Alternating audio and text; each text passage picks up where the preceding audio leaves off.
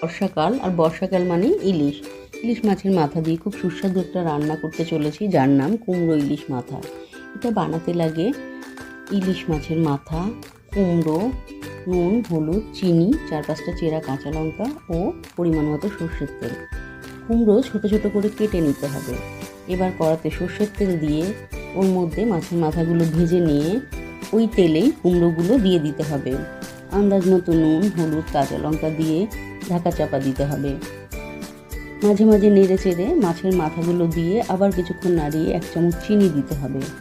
এটা ঢেকে ঢেকেই করতে হবে। মাছের মাথা ও কুমড়ো দুটো যখন একেবারে মিলেমিশে যাবে তখন এটা নামিয়ে নিতে হবে। এটা খুব সিম্পল ও সুস্বাদু রান্না, বাড়িতে বানিয়ে দেখবেন, এটা কি অপূর্ব খেতে হয়। ভালো লাগলে চ্যানেলটি সাবস্ক্রাইব করবেন।